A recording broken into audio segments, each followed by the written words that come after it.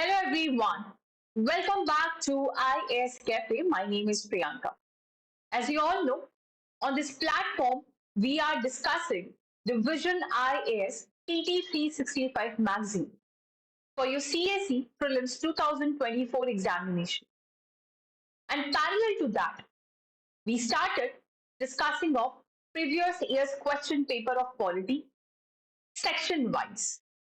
In the last video, we discussed all the previous year's question papers related to the basic constitutional features of Indian polity or the historical background. So today, what we will be discussing is regarding the second section of this thing. Give me a second. Let me take the pen over here. So today we'll be dealing with the fundamental rights section, directive principles of state policy, fundamental duty, basic structure, emergency provisions, and amendment to the constitution. Each and every topic is very important. The objective to discuss the previous year's question paper is to understand the theme of the examination, that on what areas of the subject UPSC is focusing more, and what are the subjects, what are the areas we must remember the topics. And also, if there is a question and there are four options given, we must know about those four options as well. This is how we discuss about the previous year's question paper. So without wasting much of the time, we can start with the first thing or the first question itself.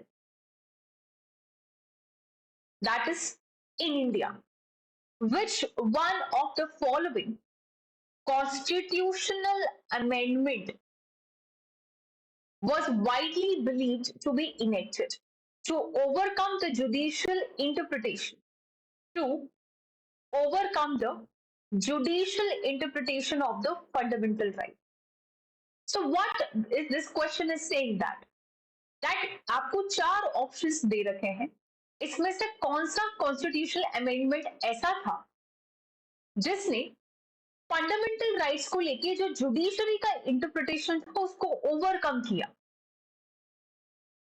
तो मतलब आपको UPSC साफ hint दे रहा है कि एक तो आपको कॉन्स्टिट्यूशन अमेंडमेंट कैसे होता है ये पता होना चाहिए, क्योंकि अगर मैंने इस क्वेश्चन में नहीं पूछा तो मैं आगे जरूर पूछूंगा. यहाँ पे कॉन्स्टिट्यूशनल अमेंडमेंट की बात करी गई है. ठीक. दूसरा, fundamental right is important and ये चार अमेंडमेंट इन्होंने दे रखे. तो पहले तो हम ये क्वेश्चन को सॉल्व करते हैं. पहला स्टेटमेंट, पहला ऑप्शन है यहाँ पे first amendment of the Indian constitution. क्या यही आंसर है? देखो आंसर तो यही होगा. क्यों? You all know that 26th of January 1950 is the date of the commencement of the Indian Constitution. ठीक एक साल बाद जवाहरलाल नेहरू जी जो है उनके टेन्योर में फर्स्ट कॉन्स्टिट्यूशनल अमेंडमेंट एक्ट लाया गया 1951 के अंदर. तो बेसिकली इस कॉन्स्टिट्यूशनल अमेंडमेंट का ऑब्जेक्टिव क्या था कि जो गवर्नमेंट है वो बहुत सारी चेंजेस करना चाह रही थी सोसाइटी के लिए, for the upliftment of society और फॉर द रिफॉर्म्स, बट कहीं ना कहीं वो कर नहीं पा रही थी बिकॉज जो इंटरप्रिटेशन कॉन्स्टिट्यूशन का जुडिशरी ले रही थी वो उस तरह से नहीं ले रही थी जैसे कि पार्लियामेंट चाहता था. बेसिकली बहुत सारी चीजें कॉन्स्टिट्यूशन में मिसिंग थी.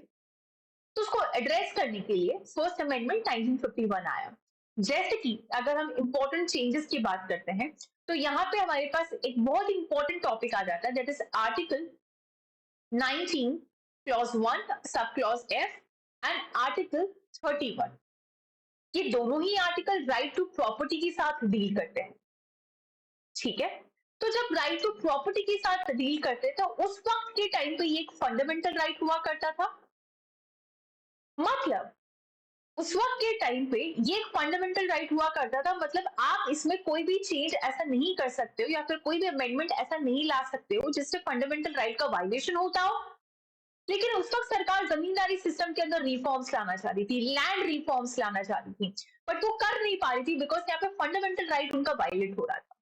So ultimately first constitutional amendment आया जिसमें उन्होंने article 19 clause 1 sub clause F और आर्टिकल 31 इन टोटल बात करें तो राइट टू प्रॉपर्टी जो है उसमें अमेंडमेंट किए, उसमें मॉडिफिकेशन। उसी के साथ यहाँ पे एक और चीज वो लेके आए, आर्टिकल 31 क्लॉज बी उन्होंने इंट्रोड्यूस किया जहां पे उन्होंने 9th शेड्यूल के बारे में बात करी और बोला इस 9th शेड्यूल के अंदर कोई भी लॉ अगर हम इंसर्ट करते हैं तो वो जुडिशियल रिव्यू से इम्यून होंगे। That means no court can interfere in that. ये कुछ मेजर अमेंडमेंट्स या फिर चेंजेस इसके अंदर किए गए थे और बाकी और भी चीजें, फॉर एग्जाम्पल आर्टिकल 19 में जो रीजनेबल रिस्ट्रिक्शंस होते हैं उसमें 3 वर्ड्स उन्होंने और ऐड किए। ठीक है, तो बेसिकली अगर इस क्वेश्चन के आंसर की बात करते हैं दैट इनमें से कौन सा कॉन्स्टिट्यूशनल अमेंडमेंट ऐसा है जिससे फंडामेंटल राइट का जो इंटरप्रिटेशन था जुडिशरी का उसको भी ओवरकम किया, तो उसका आंसर हो जाएगा आपके पास फर्स्ट कॉन्स्टिट्यूशनल अमेंडमेंट एक्ट। लेकिन अब बाकी के जो अमेंडमेंट एक्ट है उसकी भी बात कर लेते हैं। हमारे पास 42, 44 और 86 अमेंडमेंट है। So basically, you all know Article 45, which talks about the directive principles of state policy. So ये Article 45, that is directive principle of state policy, talks about giving the education to the children up to 6 to 14 years of age. But बाद में इस DPSP को 86 Constitutional Amendment Act के through fundamental right में बदला गया और आर्टिकल 21A यहाँ पे इंसर्ट किया गया जो कि बोलता है कंपल्सरी मैंडेटरी, क्योंकि ऑब्वियसली अब ये फंडामेंटल राइट है, आपको बच्चों को एलिमेंट्री एजुकेशन जो है देना पड़ेगा। तो that amendment is related to your elementary education. Then comes 42 and 44th amendment. 42 amendment जो है उसको एक तरह से मिनी कॉन्स्टिट्यूशन भी बोला जाता है, because this was the amendment जिसके अंदर बहुत ज्यादा ही चेंजेस किए गए थे, ऐसा लगा कि पूरा कॉन्स्टिट्यूशन जैसे फिर से लिख दिया। सो इसलिए इसको मिनी कॉन्स्टिट्यूशन भी बोला जाता है। तो बेसिकली आपको कभी भी सारे प्रोविजन याद नहीं होते हैं 42 और 44 के, या फिर कभी भी आपको कंफ्यूजन होता है कि भाई 42 अमेंडमेंट से क्या आया था या फिर 44th अमेंडमेंट से क्या आया था, तो आप सिंपली ये याद रखोगे कि जो 42nd अमेंडमेंट था उससे वो सारे चेंजेस लाए गए जिसमें पार्लियामेंट ने अपने आप को सुप्रीम में रखा और जो जुडिशरी है उसको थोड़ा सा लेस प्रायोरिटी में रखा। तो पहली बात तो 42nd अमेंडमेंट से सबसे इंपॉर्टेंट चीज जो आपको पता होना चाहिए कि प्रियम्बल के अंदर 3 नए टर्म्स ऐड किए गए थे, that is socialist, integrity and secular. Social, integrity और सेक्युलर। दूसरा चीज जो सुप्रीम कोर्ट है या फिर हाई कोर्ट है इनका जो रिट पावर होता है वो भी इनसे ले लिया गया। फिर कि पार्लियामेंट अगर कोई अमेंडमेंट कर रही है आर्टिकल 30 उसको भी आप क्वेश्चन नहीं कर। देयर वर मेनी चेंजेस जो कि 42nd में थे जिसका कोर ऑब्जेक्टिव यही था that parliament is supreme not the judiciary. And 44th में सब कुछ इसका रिवर्स कर दिया गया, मतलब जो भी चीज फॉर एग्जांपल सुप्रीम कोर्ट की जो जुरिस्डिक्शन से वापस उनको दे दिए थे। ठीक है, तो इस तरह से आप इसको याद कर सकते हो। तो यहाँ पे इस क्वेश्चन का जो आंसर हो जाएगा फर्स्ट अमेंडमेंट हो जाएगा। लेकिन अब पीवाईक्यू करने का मेन ऑब्जेक्टिव क्या होता है, यहाँ से आपको यूपीएससी साफ साफ बोल रहा है कि कौन कौन से टॉपिक हैं जो आपको पता ही होने चाहिए, वरना मत कहना कि आउट ऑफ सिलेबस क्वेश्चन दे रहा हूं, क्योंकि मैं पूछूंगा। पहली बात इसने कहा कि भाई आर्टिकल 368 अच्छे से कर लेना कि कैसे आता है, या फिर आर्टिकल 368 यानी कि कॉन्स्टिट्यूशनल अमेंडमेंट किस प्रकार होता है यहाँ पे इन्होंने लिख दिया। देन फंडामेंटल राइट के बारे में आपको पता होना चाहिए और ये कुछ इंपॉर्टेंट अमेंडमेंट है इनके बारे में पता होना चाहिए। अब जैसे कि फर्स्ट अमेंडमेंट की बात करी तो यहाँ पे इन्होंने 9th शेड्यूल की बात करी, तो 9th शेड्यूल भी आप अच्छे से पढ़ लीजिएगा। तो ये है आपके पास first question which is clear. Now coming to the next question, that is consider the following statement. वो 2023 का क्वेश्चन था, ये 2022 का प्रायोरिटी वाइज चल रहे पीछे से। तो बोल रहा है पहला statement, a bill amending the constitution requires a prior recommendation of the president of India। देखो वही बात हो गई ना, आर्टिकल 368 यानी कि कॉन्स्टिट्यूशन का जो अमेंडमेंट है वो किस तरीके से होता है, ये सीधा क्वेश्चन उस पर आया गया है। तो आपको इतना पता होना चाहिए आर्टिकल 368 डील करता है कॉन्स्टिट्यूशन में अमेंडमेंट को लेके।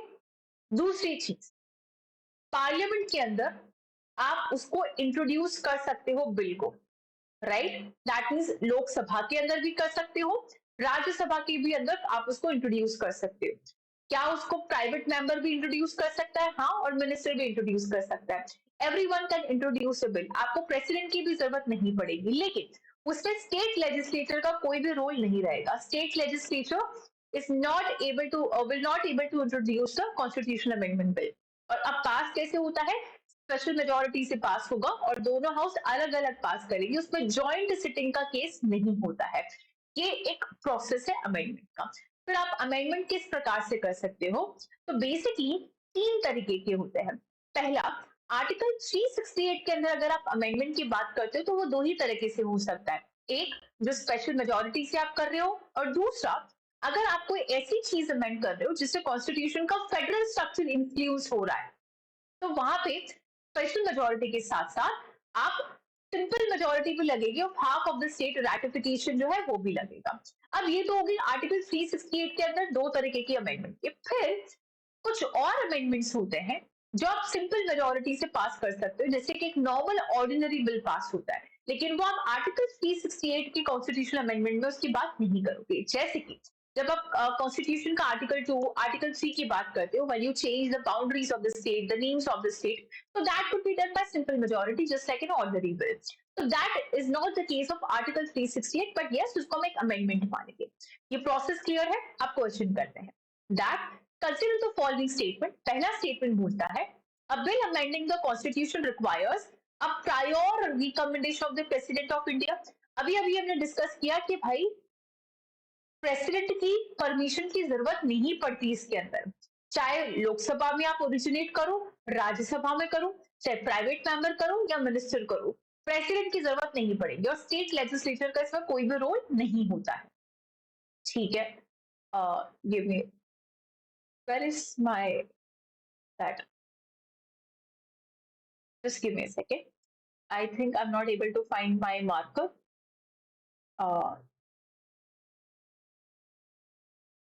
Okay, here it is, right?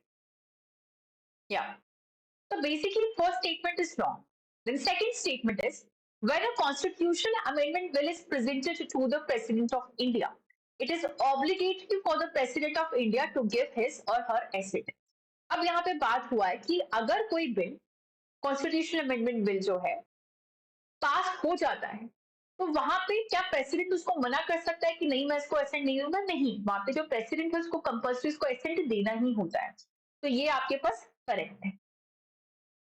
अब थर्ड स्टेटमेंट है a constitution amendment bill must be passed by both the Lok Sabha and the Rajya Sabha by special majority and there is no provision for joint sitting। ये भी अभी हमने किया, तो इसका answer क्या हो जाएगा? 2 and 3।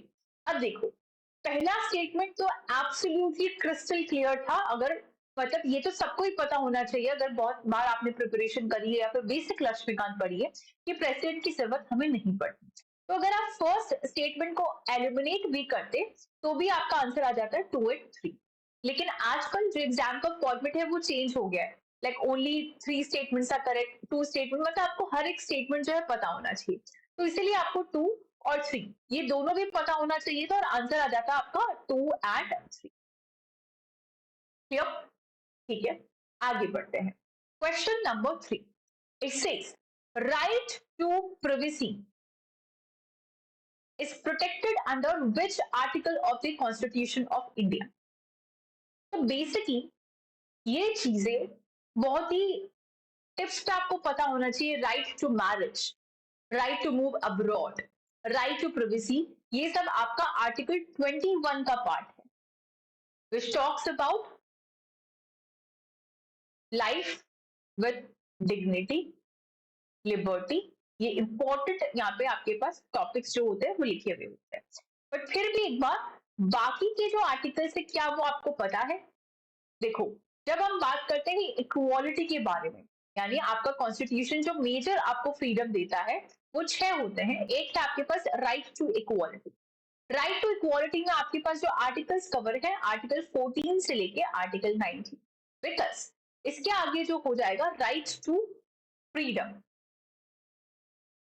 which is from article 19 onwards, that is article 19 to 21 और 22? 21. ओके, तो बेसिकली आर्टिकल 15 ये एक बार कंफर्म कर लेना। आर्टिकल 15 की अगर बात करते हैं तो ये आपके पास, ये मैं चीज बताना चाहती हूँ, एक सेकेंड। इसमें ना हर साल आपको क्वेश्चन मिलता है एंड आई एम शॉक्ड कि क्यों ये बच्चा हमेशा गलत करता है, और शायद इसीलिए इस पर बार बार क्वेश्चन भी आता है क्योंकि बच्चा इसको गलत कर देता है। ठीक है, आप इस चीज को समझो कि आपके पास जो राइट्स हैं वो मेजरली कितने प्रकार के राइट्स हैं? They are 6. So mainly you have the 6 rights. That is the fundamental of जो rights आपको मिलते हैं वो 6 major rights. Number 1, बाकी इसके सब types होते हैं. Number 1 is your right to what? Equality. That is right to equality. तो इसके अंदर जो आर्टिकल्स कवर होंगे, article 14 to article 18. Then talks about right to freedom. That is article 19 to article 22. Then right against exploitation. So this would be article 23 to 24. Then right to freedom of religion. That would be your article 25 to 28. And after that, you will be getting the constitutional and educational right. That is 29 and 30. And then at last, 29 and 30. And then there was article number 31, which was right to property. Initially एक fundamental right था, but इसको हटा दिया गया और अब इसको एक constitutional right का दर्जा दे दिया गया, which is under article 308. तो इसको हम थोड़ा सा अलग से पढ़ेंगे.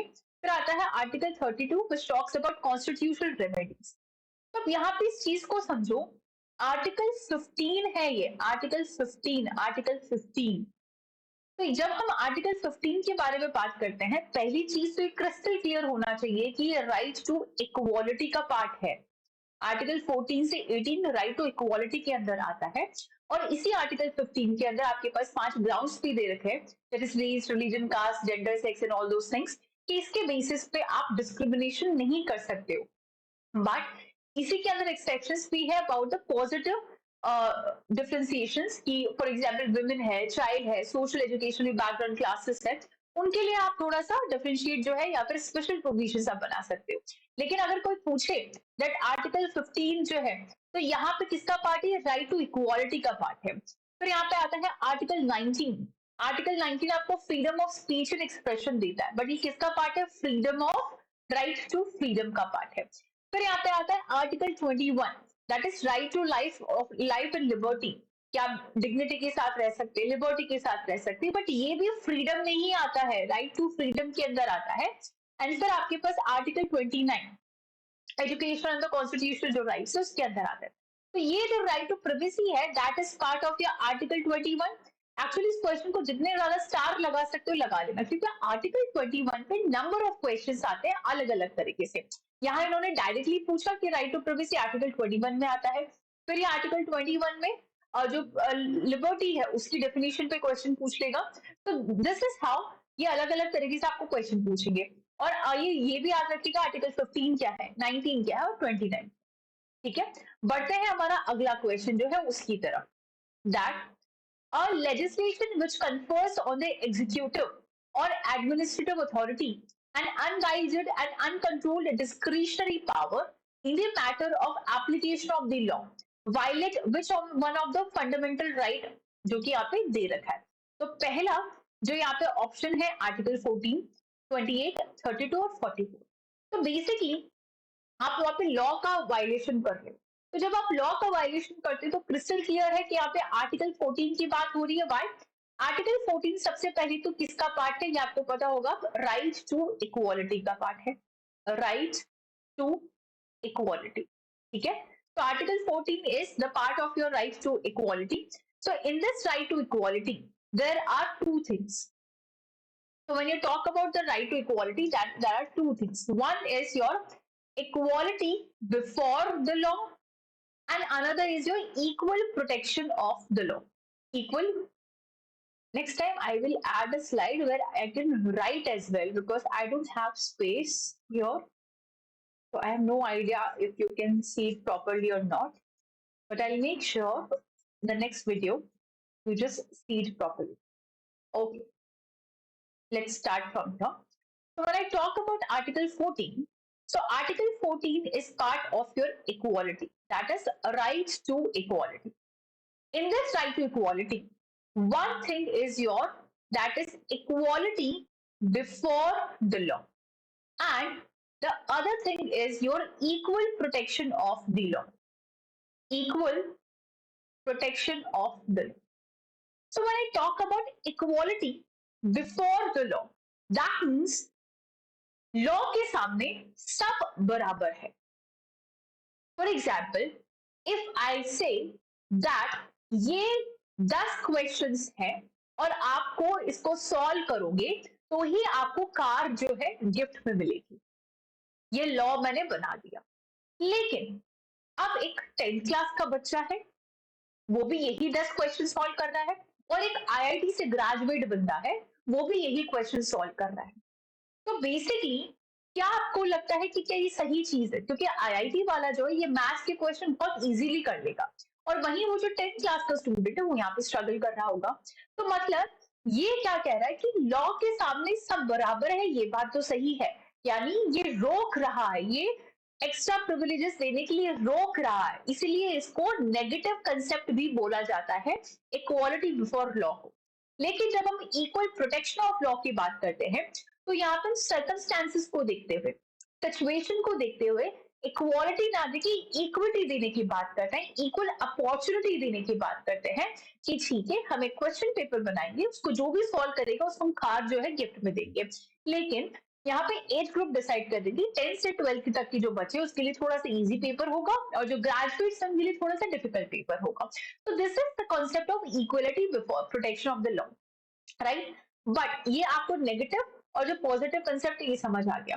तो बेसिकली आर्टिकल 14 में जो बात होती है वो रूल ऑफ लॉ के बारे में बात होती है. ठीक है, तो यहाँ पे हम जब बात करते हैं रूल ऑफ लॉ के बारे में बात होती है, जो कि कंसेप्ट है which was proposed by A V Dicey. ठीक है, ये जो कंसेप्ट है, तो यहाँ पे जो हमने ये बात करा ना इक्वालिटी बिफोर लॉ, तो ये ब्रिटिशर्स की तरफ से आया हुआ एक कंसेप्ट है जिसमें हम रूल ऑफ लॉ की बात करते हैं. तो 3 प्रिंसिपल्स उनकी तरफ से आता है. पहला है rule of law. That means rule of law में कि आप आर्बिट्ररी एक्शंस नहीं ले सकते, वहां पे आपका जो लॉ है वही सुप्रीम होगा. Then the equality before the law. And third चीज यहाँ पे होती है कि जो फंडामेंटल राइट्स है वो सुप्रीम है और जो कॉन्स्टिट्यूशन है वो सुप्रीम नहीं है. लेकिन ये हम इंडिया के अंदर अप्लाई नहीं करते. इंडिया के अंदर no matter what, constitution is the supreme power. तो यहाँ पे हमने जो प्रायोरिटी जो दी है वो कॉन्स्टिट्यूशन को दी है which is supreme power. This is clear. तो इसका आंसर है article 14. Now what are the other options? What are the other options? तो यहाँ पे बाकी के अगर हम ऑप्शंस की बात करें, article 28, Article 32 and Article 44. Article 44 is DPSP, that is Uniform Civil Code. ये बहुत न्यूज में है अभी डीपीएसपी का यूनिफॉर्म सिविल कोड, इसको अच्छे से कर लीजिएगा. Article 30 talks about the constitutional remedies, that is a writ power. And article 28 it talks about the religion. तो बेसिकली देखिएगा कि पूरे पीवाईक्यू में सब कुछ आपको इन्हीं ऑप्शंस में घूम फिर के क्वेश्चंस जो है दिख जाएगा. तो देखते हैं अगला question. Under the Indian Constitution, concentration of the wealth violates. तो जब भी आप ऑब्जेक्टिव्स की बात करते हो, यानी कि देखो राइट टू इक्वालिटी तो आपके पास सबसे पहले क्या है? Fundamental right. तो फंडामेंटल राइट किसके अंदर आता है? आपके पास आर्टिकल 14 से लेके आर्टिकल 18 में. ठीक है, तो मतलब यहाँ पे लॉ के सामने सब बराबर है, बराबरी है. तो बेसिकली यहाँ ये तो इसका आंसर हो ही नहीं सकता क्योंकि हम कंसेंट्रेशन ऑफ वेल्थ की वायलेशन की बात कर रहे हैं, यानी किसी एक के हाथ में सारी वेल्थ ना आ जाए, हम उसको डिस्ट्रीब्यूट करने की बात कर रहे हैं. तो बेसिकली राइट टू इक्वालिटी तो हो नहीं सकता बिकॉज ये एक नेगेटिव कॉन्सेप्ट है that no matter what law के सामने सब बराबर होगा. तो this is not the answer. Then right to freedom, this is not the answer. Concept of welfare and B is the DPSP. तो yes, DPSP is the answer. कैसे? जब आप directive principles of state policy पढ़ते हो, so in that you you know divided in three parts. Constitution में division नहीं है, but for better study we divided in three part. एक वहां पे होता है that is Gandhi and DPSP. One is your social DPSP and one is your liberal and intellectual DPSP. तो जब आप सोशल डीपीएसपी पढ़ते हो, यानी कि भरते ही सबसे पहला वाला जो है आर्टिकल 38 की अगर आप बात करते हो, तो आर्टिकल 38 क्या बोलता है कि आप सबके लिए अपॉर्चुनिटीज को जो है बढ़ावा दीजिए. यू जस्ट ये provide opportunities to all, inequalities को खत्म करना. So basically concentration of wealth. Article 39 भी उसी से रिलेटेड है. तो ये अब देखो बहुत ही ब्यूटीफुल कॉन्सेप्ट है ये. इस क्वेश्चन में इन्होंने सीधा सीधा पूछा कि जो कंसेंट्रेशन ऑफ वेल्थ है वो आप किस तरह से हटा सकते हो, डीपीएसपी से हटा, अब आप हटा सकते हो. अगर आपको पता होता कौन सा डीपीएसपी, तो ये है आर्टिकल 38. अब आर्टिकल 38 आपको पता है तो ये भी पता होना चाहिए कि कौन सा अमेंडमेंट से आया, that is 44th constitutional amendment से. और यही अब आगे पूछेगा ये कि कौन सा डीपीएसपी 44th अमेंडमेंट से आया है. ठीक है, तो बेसिकली इसी तरह से अगर आपको पीवाई को समझ आता है तो आपका प्रीलिम्स बहुत इजीली निकल जाएगा. आते हैं नेक्स्ट क्वेश्चन की तरफ. ये है what is the position of right to property in India. What is the position of the right to property in India.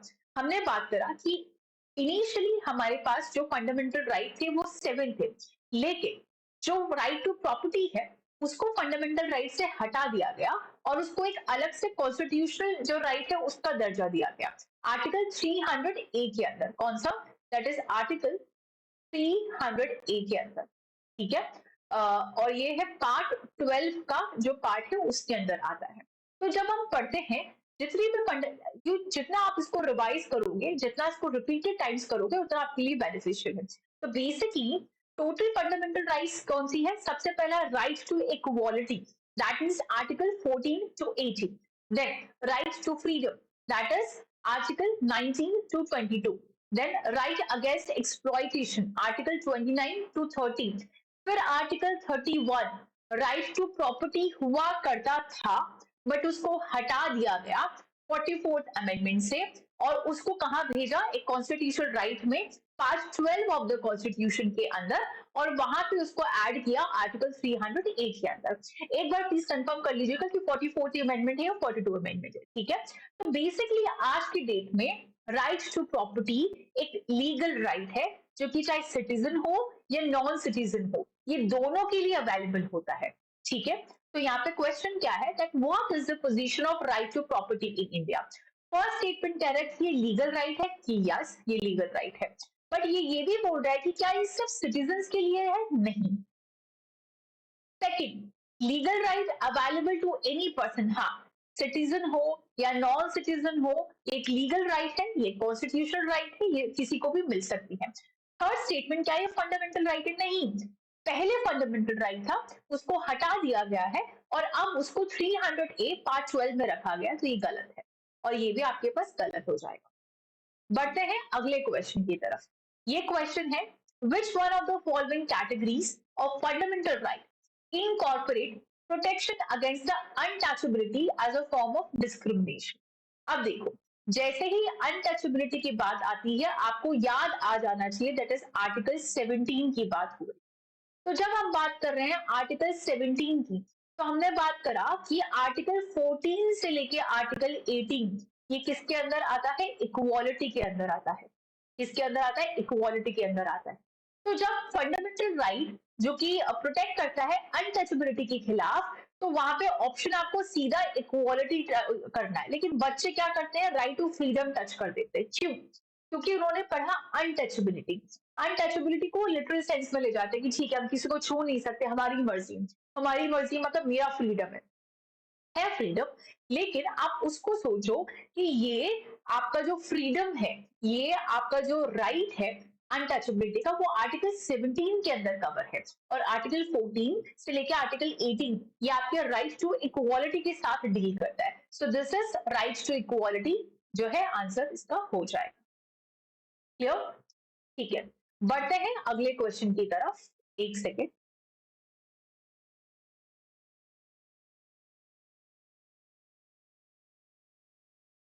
Okay, now moving to the next question.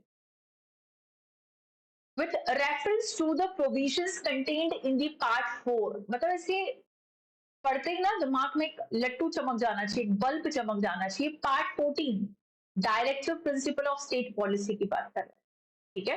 तो with reference to the provision contained in the part 4 और the directive principle of state policy of the constitution of India, which of the following statement are correct. तो यहाँ ये DPSP की बात कर रहा है। तो मेजर डिफरेंस आपको पता है कि जो फंडामेंटल राइट होती है वो जस्टिसेबल होते हैं, एनफोर्सेबल होते हैं कोर्ट में, लेकिन डीपीएस में नहीं होते। तो पहला स्टेटमेंट है this shall be enforceable by the court, no, ये जो फंडामेंटल राइट के लिए होता है। Second, they shall not be enforceable by any court, yes. Third, the principles laid down in this part are to influence the making of laws by the state, yes। तो अगर आपने अगर आपने DPSP जो पढ़ा है उसमें साफ साफ है कि जो directive principle of state policy है उसको हम एनफोर्सेबल या जस्टिसेबल नहीं बनाएंगे फंडामेंटल राइट्स के जैसे। लेकिन अगर कोई भी लॉ आप बना रहे हो या फिर कोई भी आप जो जुडिशियरी डिसीजन ले रही है तो उसमें हमेशा ये होता है कि आप अपने दिमाग में डीपीएसपी को जरूर रखोगे, ठीक है। सो ये आपका जो लॉ मेकिंग प्रोसेस है उसको जरूर इन्फ्लुएंस करेगा। सो इसका आंसर हो जाएगा second and third. Coming to the next question, which article of the constitution of india safeguard one's right to marry the person of one's choice। 2022 में क्या पूछा था, राइट टू प्रिवेसी किसके अंदर आता है, आर्टिकल 21 के अंदर। फिर से उन्होंने वही क्वेश्चन पूछा है आर्टिकल 21 को ही लेके, राइट टू मैरी को लेके। मतलब कुछ इंपॉर्टेंट अगर कोई जजमेंट्स है सुप्रीम कोर्ट के जिसके थ्रू इन चीजों को आर्टिकल 21 में ऐड किया है तो लिस्ट आपको थोड़ा सा ध्यान में रखना है। तो right to marry comes in under article 21। और फिर से वही आर्टिकल इन्होंने दोहराया है, आर्टिकल 19 आपको पता होना चाहिए जो कि फ्रीडम में आएगा, राइट टू फ्रीडम में। आर्टिकल 25 ये आपके पास रिलीजन के अंदर आएगा। आर्टिकल 19 जो है राइट टू फ्रीडम के अंदर आएगा। आर्टिकल 29 जो है आपके पास किसके अंदर आएगा, एजुकेशन और राइट्स के अंदर आएगा। तो इसका आंसर क्या हो जाएगा, 21 हो जाएगा ना। Next question, in the context of the polity which one of the following would you accept as the most appropriate definition of the liberty। थोड़ा सा शांति से इस क्वेश्चन को सोचो। जब आप बोलते हो एक तो दो चीजें होती है, एक होता है फ्रीडम और एक होता है लिबर्टी। दोनों ही अगर आप उसको हिंदी में बात करते तो हम बोलते कि हम आजादी है, फ्रीडम एंड लिबर्टी। बट एक माइन्यूट डिफरेंस होता है। फ्रीडम का मतलब होता है आपको कोई सेकंड पर्सन या इंस्टीट्यूशन वो आपको दे रहा है। India got freedom from the Britishers, right.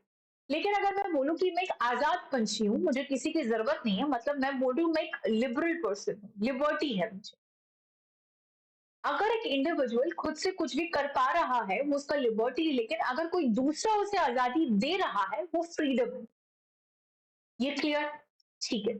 अब जब आपने प्रियम्बल पढ़ा होगा, देखो प्रियम्बल का हर एक वर्ड को दिमाग में बिठा लेना, हर एक वर्ड से सवाल आता है। प्रियम्बल में आपके पास जो लिबर्टी है वहां पे साफ साफ लिखा है, लिबर्टी का मतलब क्या होता है, दैट एब्सेंस ऑफ रिस्ट्रेंट। ये तो ठीक है कि आपके ऊपर कोई बंदिश नहीं है, आपके पास कोई प्रोहिबिशन नहीं है, आप फ्री हैं, आप लिबरल है, एब्सेंस ऑफ रिस्ट्रेंट। बट क्या वो एब्सोल्यूट है, नहीं, रीजनेबल रेस्ट्रिक्शंस भी होते हैं, ठीक है। So absence of restraint and opportunity to do whatever one like, ये गलत हो जाएगा क्योंकि मनचाही चीज वो नहीं कर सकता, उसमें रीजनेबल रेस्ट्रिक्शंस होते हैं। तो हम यहाँ पे आंसर क्या लगाएंगे, opportunity to develop oneself fully, यानी ऐसे मौका मिलना जिससे मैं अपना पूरा डेवलपमेंट कर पाऊं। पहला तो एब्सोल्युटली गलत है, मतलब कोई सेंस भी नहीं है उसको पढ़ने का। तो this is the answer, that opportunity to develop oneself fully. Now coming to the next question, right to privacy. फिर से क्वेश्चन आ गया है, राइट टू प्रिवेसी क्वेश्चन 2022 में पूछा, आर्टिकल 21 में आता है। देन उन्होंने राइट टू मैरी आर्टिकल 21 में जो आता है वो पूछा, और फिर से right to privacy as it is उन्होंने पूछ लिया। The right to privacy is protected as an intrinsic part of right to life and personal liberty. So, which of the following in the Constitution of India correctly and appropriately imply the above statements? So, Article 21 है freedom guaranteed in the Part 3. Clear? Coming to the next question. Which one of the following reflect the most appropriate relationship between the law and liberty? Again, liberty पे question है. ये बहुत interesting है, काफी बच्चे से miss कर देते, लेकिन ये बुक में लिखा हुआ है, ऐसे हवाई से उसने कुछ भी नहीं पूछा, बुक में है. क्या होता है, मान लो कि आपके पास कोई लॉ बना हुआ है और आपके पास कोई फ्रीडम है. पहली बात तो एक बार स्टेटमेंट पढ़ते हैं. पहला स्टेटमेंट बोल रहा है, if there are more law there is less liberty. यानी अगर कानून ज्यादा है तो आपको लिबर्टी कम है. दूसरा स्टेटमेंट कह रहा है, if there are no law there is no liberty, कि अगर कोई लॉ है ही नहीं तो आपके पास लिबर्टी भी नहीं है. थर्ड स्टेटमेंट है, if there is liberty laws have to be made by the people, कि अगर लिबर्टी है तो लॉज जो है लोगों को ही बनाना पड़ेगा. फोर्थ है, if the laws are charge change too often liberty is in the danger. देखो इसका आंसर जो है ना बी होगा. If there are no law there is no liberty. मतलब मान लो कि फंडामेंटल राइट की अगर हम बात करते हैं, so what is the objective of the fundamental right? The objective is to prevent the citizens of the country from the arbitrary actions of the government. कि गवर्नमेंट जो है बहुत ही ज्यादा पावरफुल है, गवर्नमेंट के पास बहुत सारी पावर्स है, वो कोई भी लॉ बना सकता है, कुछ भी कर सकता है. मतलब क्या वो सिटीजन्स के खिलाफ आर्बिट्ररी एक्शंस भी ले सकते हैं? हाँ. तो उसको प्रोटेक्ट करने के लिए फंडामेंटल राइट जो है वो दिए जाते हैं, कि ये बेसिक राइट है जिसको आप छीन नहीं सकते हो. अब आपके पास ये फंडामेंटल राइट्स जो है या फिर जो लिबर्टी आपको दी गई है, जो फ्रीडम आपको दी गई है, इस फ्रीडम इस लिबर्टी को कोई प्रोटेक्ट करने वाला ही नहीं रहा तो इसका कोई मतलब नहीं है.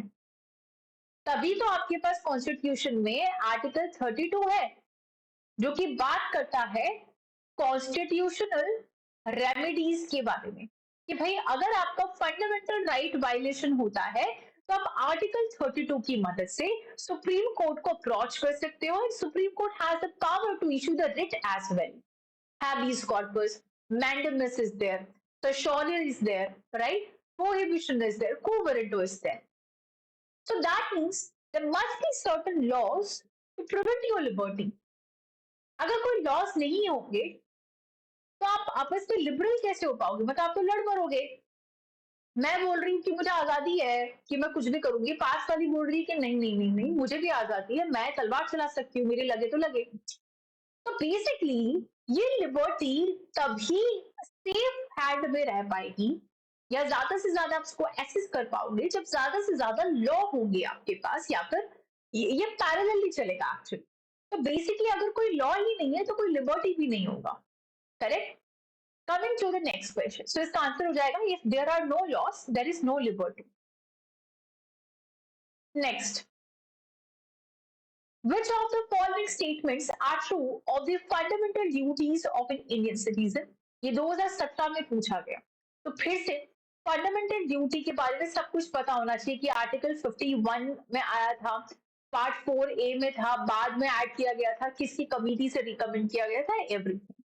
तो पहला प्रोसेस है that a legislative process has been provided to enforce these duties. No, ऐसा कुछ भी नहीं है. And are they correlated to the legal duties? No. So neither one and neither two. क्या मतलब लीगल ड्यूटीज का मतलब होता है कि लॉ के थ्रू आप उसको इंप्लीमेंट कर सकते हो, नहीं तो आपको उसको पनिशमेंट मिल सकता है. फंडामेंटल ड्यूटी में ऐसा कुछ होता नहीं. Then comes the next question. Which of the following are not necessarily the consequences of the proclamation of the state of the president's rule? Basically, this question is from your emergency provisions. Emergency provision. So there are three kinds of emergencies: national emergency, state emergency or the president rule, and the financial emergency.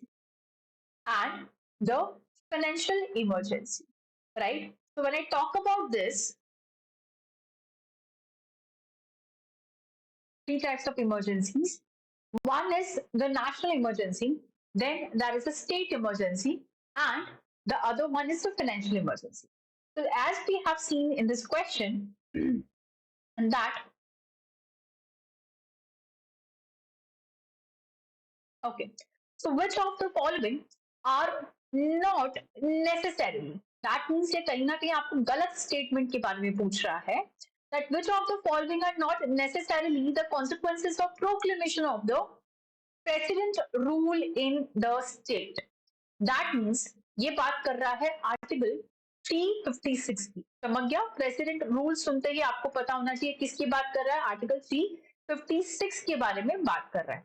तो पहली बात तो आपको इतना पता होना चाहिए that when we talk about the emergency provisions, so there is three types of emergency provision.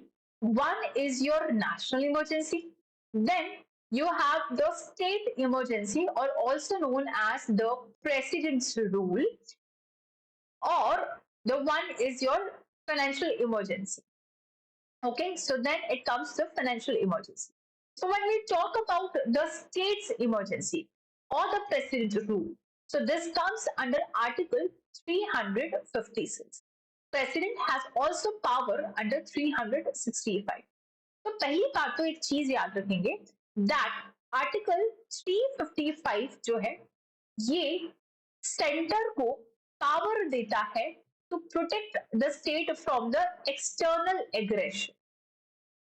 ठीक, हमने क्या बोला, दैट आर्टिकल जो 355 है वो स्टेट को प्रोटेक्ट करने के लिए सेंटर को बोलता है कि अगर कोई एक्सटर्नल एग्रेशन हो या फिर कोई इंटरनल डिस्टर्बेंस हो, दैट इज एक्सटर्नल एग्रेशन या इंटरनल डिफरेंसेस, या फिर कोई भी अगर स्टेट कॉन्स्टिट्यूशनल प्रोविजन के हिसाब से काम नहीं कर रहा हो, तो ये सेंटर की ड्यूटी है उसको प्रोटेक्ट करना। ये तो वो आर्टिकल 355, लेकिन ये प्रोटेक्ट करेगा कैसे? ये करेगा आर्टिकल 356 के अंडर। मतलब आर्टिकल 356 में जो प्रेसिडेंट है वो अपना रूल लगाता है, दैट इज स्टेट इमरजेंसी जो है घोषित करता है, प्रेसिडेंट जो रूल वहां पे लग जाता है।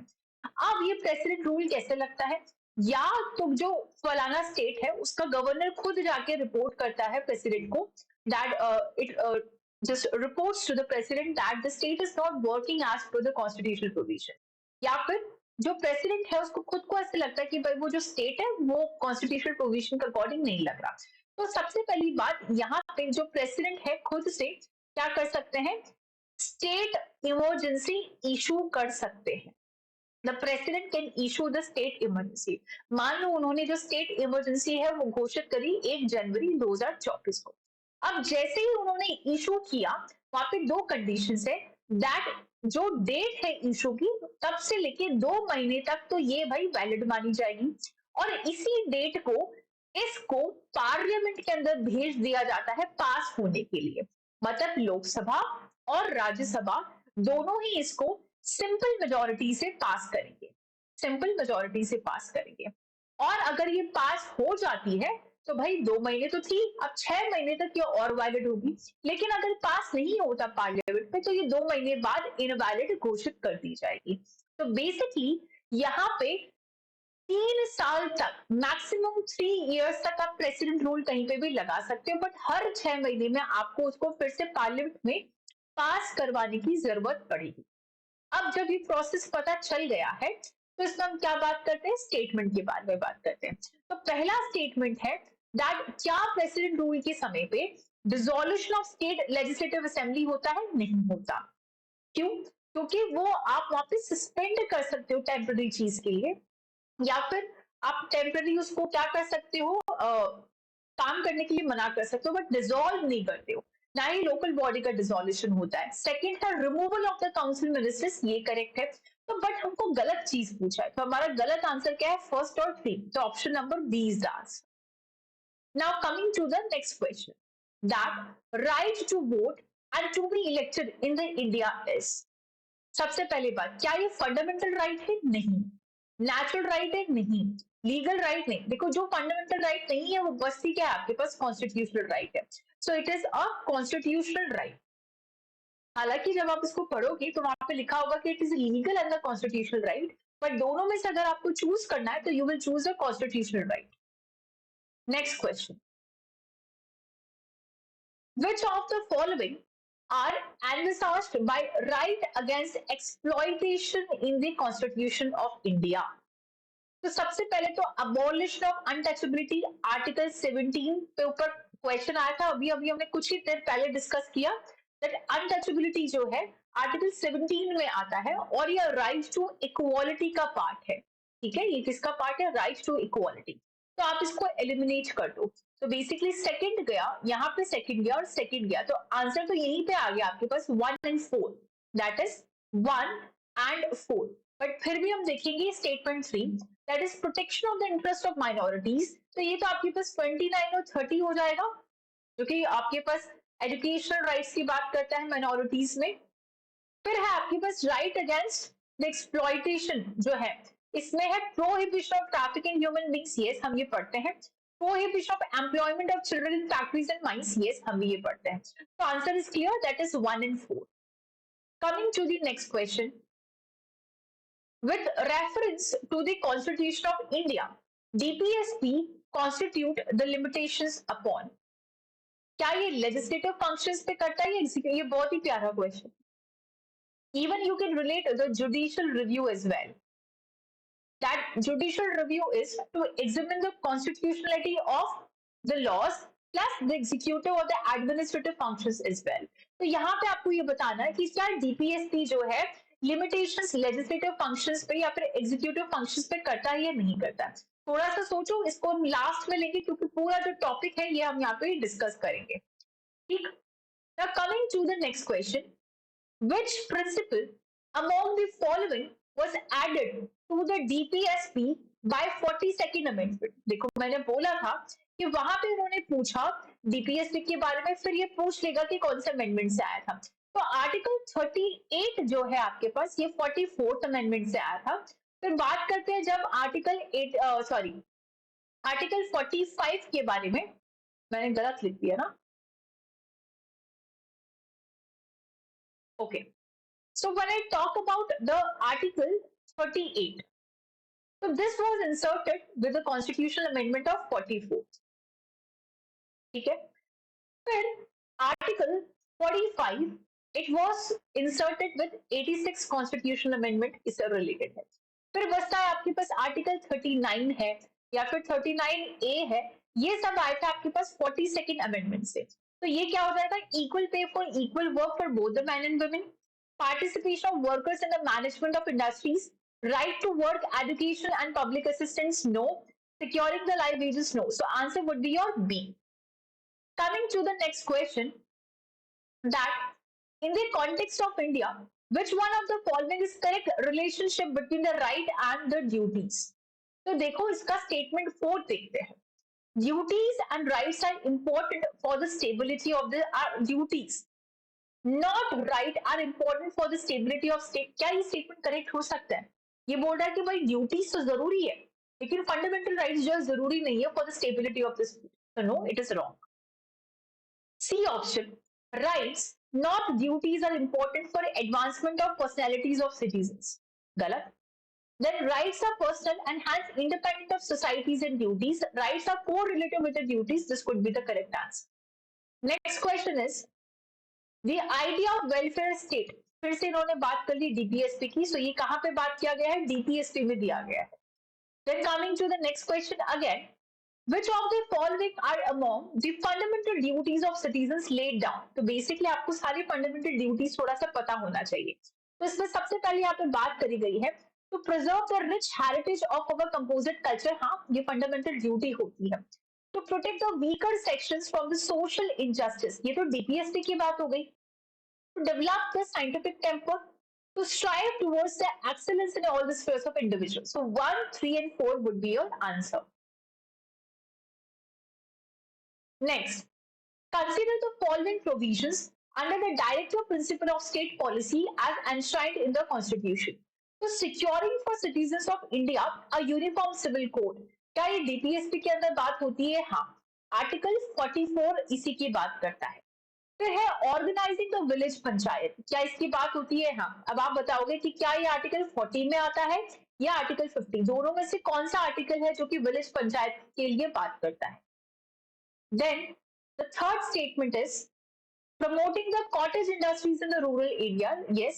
Securing for all the workers reasonable leisure and cultural opportunities. That is securing for all the workers reasonable leisure and cultural जो opportunities है. थोड़ा सा सोचो, क्या ये डीपीएसपी का पार्ट है या फिर ये डीपीएसपी का पार्ट नहीं है? क्या आप नहीं है? देखो कॉटेज इंडस्ट्रीज जो ये डीपीएसपी है, बट इनका क्वेश्चन जो है वो है गांधी प्रिंसिपल से रिलेटेड, तो इसका आंसर हो जाएगा 2 and 3. गांधी जी ने कॉटेज इंडस्ट्रीज जो उसकी बात करी थी and they talked about organizing the village panchayat as well. Coming to the next question, that with reference to the constitution of India, consider the following statement. एक इन्होंने दिया है fundamental right, fundamental duty, and then they have talked about the directive principles of state policy. तो basically इन्होंने बोला इनमें से कौन से प्रोविजंस जो है, ठीक है, they fulfilled the national social assistance programme. तो basically current affairs based question था. इसका जो आंसर है वो 1 and 2 3 है. तो बेसिकली ये जब टॉपिक पढ़ेंगे तब आप इसको कर सकते हो. It is not a static question. Next question, how are the directive principle of state policy different from the fundamental right? तो पहला स्टेटमेंट बोलता है दैट फॉरवर्ड, यानी कि पहली वाली चीज, यानी कि जो डीपीएसपी है is for the union government and the fundamental right is for the state government. ये तो वाहियात सा स्टेटमेंट है भाई, एकदम ही गलत है ये. सेकंड है DPSP is part of constitution whereas the fundamental right is not. So again it is absolutely Gangaur वाहियात सा गलत जो स्टेटमेंट है. Then third is directive principles are not enforceable whereas fundamental right can be enforceable. जी हाँ, हमें मालूम है कि जो fundamental right है आपकी कॉन्स्टिट्यूशन के पार्ट 3 के अंदर आता है, जहां पे हम आर्टिकल 12 से लेके आर्टिकल 35 की बात करते हैं. फंडामेंटल राइट्स एनफोर्सेबल होते हैं, जस्टिसेबल होते हैं. if your fundamental rights are violated, you can approach to the court for your violation of the fundamental right. और जो DPSP होता है, it is in part 4 of the constitution and it is not enforceable and not justiciable in the court. Correct? Now coming to the next question, that is article 25. Sorry, question number 25. It says, which of the following are included in the DPSP? पहला, prohibition of trafficking in the human being in forced labor. ये तो भाई fundamental right हो गया ना, right against exploitation. Second, prohibition of consumption except for the medicinal purposes of intoxicating drinks. जी हाँ, Gandhian के अंदर आता है, ये DPSP है. So B is your answer. Then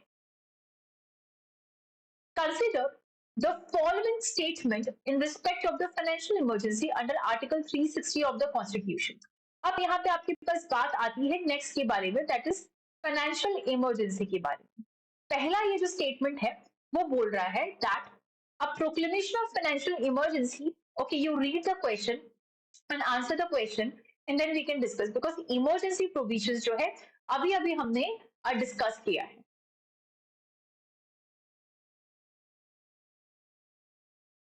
So have you done? First statement, let's have a look. The proclamation of the financial emergency issued. So basically here they are talking about the financial emergency. So it comes under Article 370. Issued shall cease to operate at the expiration of 2 months unless before the expiration of that period it has been approved by the resolution of both the houses. देखो emergency का question इससे पहले पूछा है, president rule का question पूछा, state emergency. Why? Because देखो ये दोनों बहुत ही रिलेटेड है. प्रेसिडेंट रूल या फिर स्टेट इमरजेंसी और द फाइनेंशियल इमरजेंसी, दोनों केसेस में प्रेसिडेंट जो है फाइनेंशियल इमरजेंसी या फिर जो स्टेट इमरजेंसी या जो प्रेसिडेंट रूल है उसको इशू कर सकता है. जब आप उसको इशू करते हो उस डेट से लेके दोनों ही 2 महीने तक वैलिड मानी जाती है और उसी के साथ उनको पार्लियामेंट में भी भेजा जाता है for the passing, like Lok Sabha और राज्यसभा में सिंपल मेजोरिटी से. लेकिन अभी तक का पूरा प्रोसेस जो है क्रिस्टल क्लियर है, दोनों में सेम है. प्रेसिडेंट रूल के केस में क्या होता है, अगर वो पास हो जाता है तो आप उसको 6 महीने तक रख सकते हो और मैक्सिमम 3 साल का ड्यूरेशन होता है, यानी हर 6 महीने में आपको उसको पार्लियामेंट में पास करवाना पड़ेगा. लेकिन फाइनेंशियल इमरजेंसी में अगर पार्लियामेंट उसको पास कर देती है तो आप उसको इंडेफिनिट पीरियड तक लेके जा सकते हो, दैट मींस उसमें कोई टाइम पीरियड नहीं दे रखा।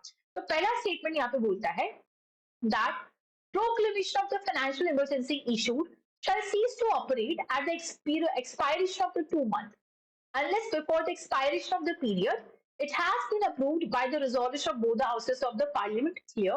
Yes.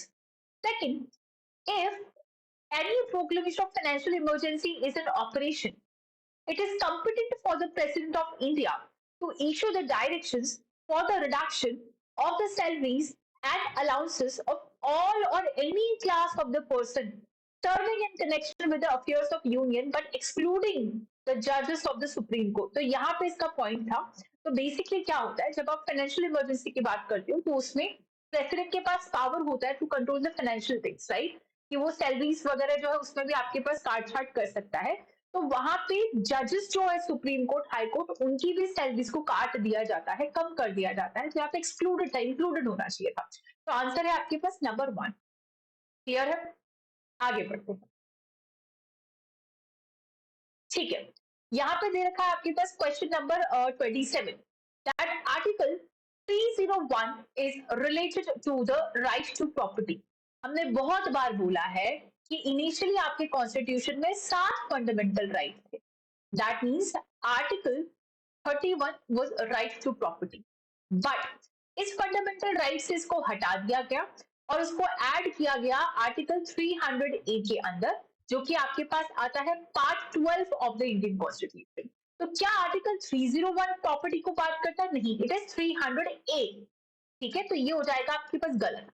तो आप इसको हटा दीजिए और आप इसको हटा दीजिए। तो आप बात करोगे कि 301 है क्या?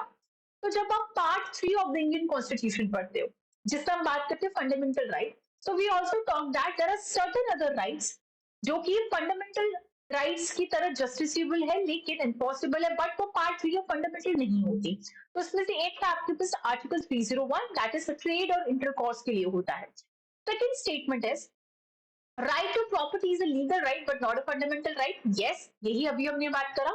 थर्ड है that article 300A was inserted in the Indian Constitution by the 44th Amendment during the period of the Congress government.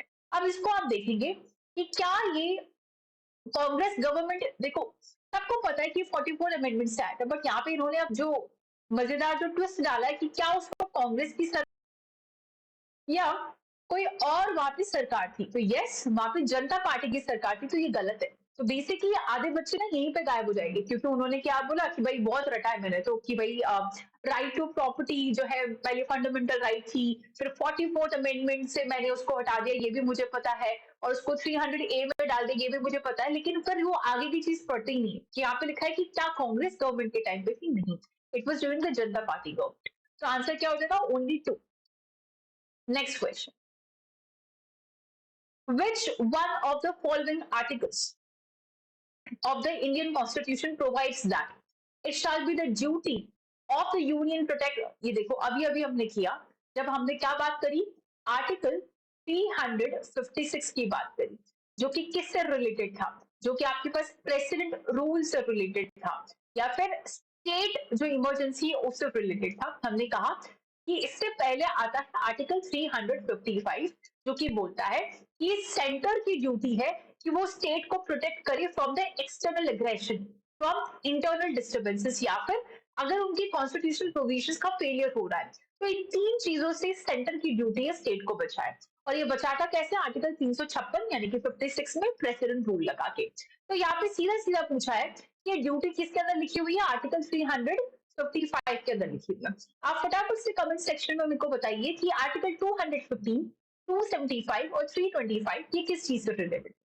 ठीक है, अब आते हैं नेक्स्ट क्वेश्चन में, that the purpose of the inclusion of the DPSP वो किससे related है? तो ये एकदम क्रिस्टल क्लियर बुक में लिखा गया, किस related to the socio economic जो डेमोक्रेसी है। तो बेसिकली गांधीयन सोशल पॉलिटिकल जो है आपके पास, उसके अंदर आपको आर्टिकल्स मिल जाएंगे, बट जो कोर ऑब्जेक्टिव है इसका, that is the socio economic जो डेमोक्रेसी है। Next question, which one of the following articles of the DPSP deals with the promotion of international peace and security? ये आपको डायरेक्ट जो article है वो पूछा है, दैट इज आर्टिकल 51। अब आप बोलोगे ये हमें कैसे पता होगा? देखो फिर से मैं बोल रही हूँ, स्ट्रैटेजी समझो, बहुत इजी हो जाएगा। डीपीएस की हमने बात करी, पहले बहुत सारे सवाल आए, ये भी हमने बात करी। हमने कहा डीपीएसटी का जो भिड़ गई सबसे पहला आर्टिकल है आर्टिकल 38, ये आया था 44 कॉन्स्टिट्यूशन अमेंडमेंट एक्ट से। फिर यहाँ पे हमने बात करी आर्टिकल जो 39 था, आर्टिकल 39A था, या फिर आर्टिकल 43A है, या फिर ए, ये जितने भी ए वाले हैं बाद में फिर आते थे आपके पास 42nd कॉन्स्टिट्यूशन अमेंडमेंट से, फिर एक था 86 कॉन्स्टिट्यूशन अमेंडमेंट से। ठीक है, तो बेसिकली अमेंडमेंट के थ्रू जो डीपीएस क्या है ना, आप उसको अच्छे से रख लो, उसको आपको पता होना चाहिए। तो आप एलिमिनेट कर सकते थे कि ये हमें पता है, ये हमें पता है, और ये हमें पता है। तो बेसिकली फिर 41 था और 51 था, और फिर थोड़ा बहुत अगर आपको एक बार भी रीडिंग लगा रखी हो ना, तो सीधा आप आइडिया लगा सकते थे कि हाँ, जो 51 है it is related to the international peace and security. Next amendment से आए हुए थे actually. So which one of the following amendment to the Indian Constitution empowered the President to send back any matter for the reconsideration by the Council of Ministers? Very important question. फटाफट से सोचिए, क्या 39 था, 40 था, 42 था, या फिर 44 था?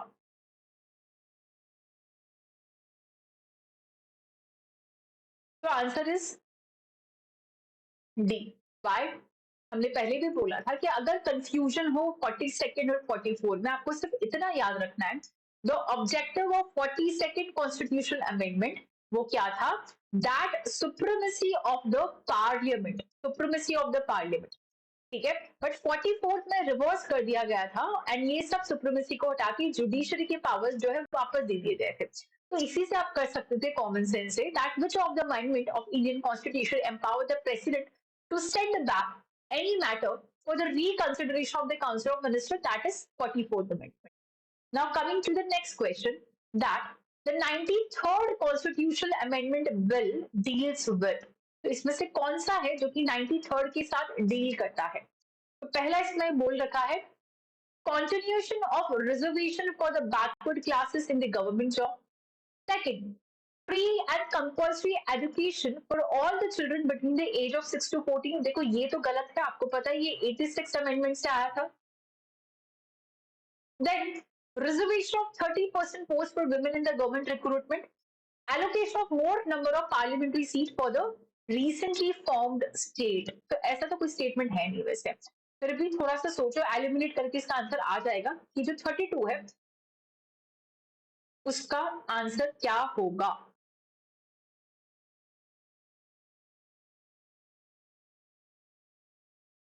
इसका आंसर बेसिकली इसमें बी यही दे रखा है, बट ऑब्वियसली ये गलत आंसर है, हमें मालूम है।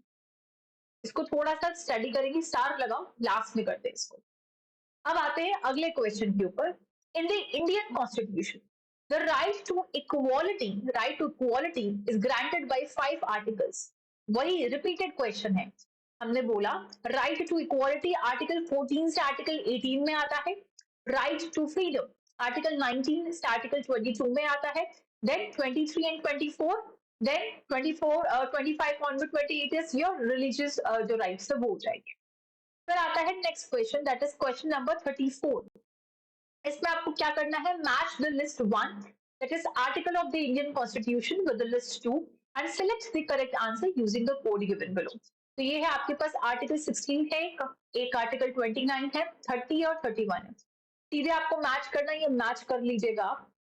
Then this thing, the British citizen staying in India cannot claim the right to. That means आपको ये बताना है कि कौन से ऐसे राइट्स है जो कि सिर्फ और सिर्फ किसको मिले हुए हैं? सिटीजन्स को मिले हुए हैं, इंडियन सिटीजन्स को मिले हुए। तो 15, 16, 19, 29 और 30, 29 और 30। तो इसमें हो जाएगा आपके पास इक्वालिटी बिफोर द लॉ, यानी ये बात करता है आर्टिकल 14 के बारे में। Protection of life and personal liberty article 21, freedom of religion that is article 28. So this is the right जिसके ऊपर वो क्लेम नहीं कर सकते। बाकी जो भी राइट है ये नॉन सिटीजन्स को भी मिलती है। Then an amendment to the constitution of India can be initiated by, ये भी डिस्कस किया हमने, लोकसभा कर सकती है, राज्यसभा कर सकती है, यहाँ पे आपके पास जो मिनिस्टर्स है वो भी कर सकते हैं, और जो प्राइवेट मेंबर्स हैं वो भी कर सकते हैं, लेकिन स्टेट लेजिस्लेचर्स और बाकियों का कोई रोल नहीं है, तो इसका आंसर हो जाएगा that is 1 and the 2. Next question, that which of the following are the matters on which a constitutional amendment is possible only with the ratification of the legislatures of not less than one half of the state? यानी कि आपको इसमें ये बताना है कि इसके अंदर फेडरल फीचर्स को इफेक्ट करने वाला कौन सा आता है. Obviously election of the president, obviously the seventh जो शेड्यूल है, लेजिस्लेटिव काउंसिल्स जो है आप उसको हटा सकते हैं, उसमें कोई रोल नहीं होगा, या फिर होगा. ये लिस्ट आपके सामने, पता करिए कि इसमें कौन कौन से जो चीजें हैं जिसमें फेडरल फीचर्स जो है बिल्कुल भी इफेक्ट नहीं हो रहा है. तो पहला हो जाएगा यानी कि election of the president, seventh schedule हो जाएगा, representation of state in parliament, yes वो भी हो जाएगा यहाँ पे, बिकॉज यहाँ पे फेडरल फीचर्स जहां जहां आपके अटैच होंगे वो सब होगा. Abolish of the legislature council, देखो उनको पूछते तक नहीं है, आप उनको तो सीधा सीधा एलिमिनेट कर सकते थे. 4 जो था यहाँ पे मेन पॉइंट था आपके पास. नाउ नेक्स्ट, ये फिर से इन्होंने अमेंडमेंट पूछा है, यहाँ पे मेन अमेंडमेंट आपको 52nd अमेंडमेंट पता होना चाहिए, anti defection law, anti defection law, ठीक है, एंटी डिफेक्शन लॉ, और उसी से आपका आंसर जो है आ जाना चाहिए था. बढ़ते हैं आगे, ये बाकी की जो prohibition of discrimination on the ground of religion, that is article 15 जो है is a fundamental right. ये किसके अंदर आता है, फिर से वही repeated question, right to equality के अंदर आता है. then the basic structure theory of the constitution of India implies that. तो अगर हम basic theory की बात करते हैं, इसमें certain features of constitution are so essential to it that they cannot be abrogated. देखो जब बेसिक स्ट्रक्चर की थ्योरी दी गई थी, तो वहां पे सुप्रीम कोर्ट ने बोला कि हमारा कॉन्स्टिट्यूशन को हम एक सोशल फिलोसफिकल थियरी की तरह लेंगे, जिसमें एक उन्होंने कोर सब्जेक्ट के बारे में बात करी थी, और एक उन्होंने बोला पेरीफेरल. तो बेसिकली पेरीफेरल का मतलब उन्होंने बोला कि ठीक है, समय के साथ, टाइम के साथ सोसाइटी जो है चेंज होती है, तो you can amend these provisions as per the need and the changing time of the society. लेकिन ये जो कोर है, तो इसको उन्होंने बेसिक स्ट्रक्चर का नाम दिया कि ये वो बेसिक फीचर्स है, वो सर्टेन फीचर्स है कॉन्स्टिट्यूशन की, जो कि बहुत ही एसेंशियल, बहुत ही फीचर है, आप उनको नहीं एब्रोगेट कर सकते. Then comes the question number 41, that is the freedom of the newspaper. ये किस में आता है, ये डायरेक्टली आपके पास आर्टिकल 19 जो है उसके अंदर आएगा. तो ये हो गया आज का हमारा जो सेशन था, जो फंडामेंटल राइट, डीपीएसपी जो है, फंडामेंटल ड्यूटी, अमेंडमेंट से लेके इमरजेंसी प्रोविजन से लेके जो भी फीचर्स थे, इनके जितने भी प्रीवियस ईयर्स के क्वेश्चन पेपर है हमने कर लिया है. तो आज का वीडियो जो है बस इतना ही है. अगले वीडियो जो है उसके अंदर हम बात करेंगे पार्लियामेंट्री फॉर्म ऑफ गवर्नमेंट या फिर the federal form of government. In short जो डिफरेंट टाइप्स ऑफ गवर्नमेंट होता है उसके ऊपर जो भी पीवाईक्यू है, and then we will be discussing about the PYQs which is related to the judiciary. तो इसी तरह से हम जो सेक्शन टू सेक्शन जो पीवाईक्यू है उनको यहाँ पे डिस्कस, सब्सक्राइब कर सकते हैं, लाइक कर सकते हैं और शेयर कर सकते हैं. Thank you so much.